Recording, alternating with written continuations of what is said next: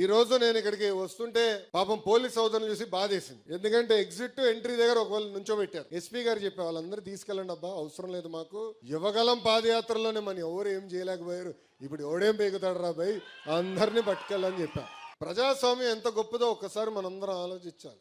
ఏ అధికారులు అయితే మన ఇబ్బంది పెట్టారో, ఏ అధికారులు అయితే మన పైన దొంగ కేసులు పెట్టి చంద్రబాబు నాయుడు గారిని, కొల్లు రవీంద్రన్న జైలుకు పంపించారో, ఈ రోజు అదే అధికారుల చేత సెల్యూట్ కొట్టించారంటే అదే మన ప్రజాస్వామ్యం, ప్రజల గొప్పతనం. అడుగడుగున మన ఇబ్బంది పెట్టారు, బయటికి రానిలా. బాబు గారు ఆనాడు ఆత్మకూరులో మన కార్యకర్తలు ఇబ్బంది పెడుతున్నారు, బయలుదేరుతామంటే రవణ కూడా మాతో ఉన్నారు. ఏకంగా గేట్లకి తాళ్లు కట్టేశారు. స్వామి నీళ్ళని లోపల పెడతారు. వాళ్ళు అనుకున్నారు చంద్రబాబు నాయుడు గారిని జైలుకి పంపిస్తే ఈయన ఏదో ఫీల్ అవుతాడని. ఆయన అక్కడ ఏం ఫీల్ అవ్వాల. నేను చూసా, మొండి ధైర్యం మామూలుది కాదు రాబాయ్. అది ఏం ధైర్యమో నాకు తెలియదు. నాకు బాధ కలిగింది. ఆ రోజు నాకు ఎందుకు బాధ కలిగిందంటే బాబు గారిని అరెస్ట్ చేశారని కాదు. ఆ జైలు ముందర 2 శిలాఫలకాలు ఉన్నాయి. మొదటి శిలాఫలకం 1996లో, అంటే మొత్తం జైలుని 1996లో మోడర్నైజ్ చేశారు.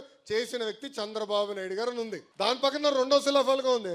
అది 2014 నుంచి 19 మధ్యన ఏ బ్లాక్ లో అయితే చంద్రబాబు నాయుడు గారు మేము కలిసేవాళ్ళమో అది కూడా చంద్రబాబు నాయుడు గారే చేశారని. అంటే చివరికి జైల్ని కూడా అభివృద్ధి చేసింది చంద్రబాబు నాయుడు గారిని. అలాంటి వ్యక్తిని జైల్లో పెట్టారు.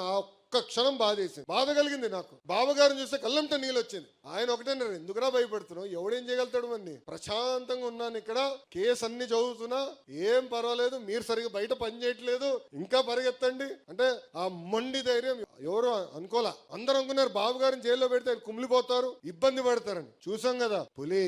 ఆ రోజు జైలు బయటకు వచ్చినప్పుడు కూడా పులిలాగా వచ్చిన వ్యక్తి. ఇది మనం మర్చిపోకూడదు. ఎందుకంటే ఇప్పుడు మన అధికారంలో ఉన్నాం, సెల్యూట్లు కొడతారు, గ్రీన్ కార్పెట్ ఏమన్నా వేస్తారు, రెడ్ కార్పెట్ ఏమన్నా వేస్తారబ్బా. కానీ కష్టకాలాలు మనం మర్చిపోకూడదండి. ఎన్ని ఇబ్బందులు ఎదుర్కొన్నా మనం మర్చిపోకూడదు.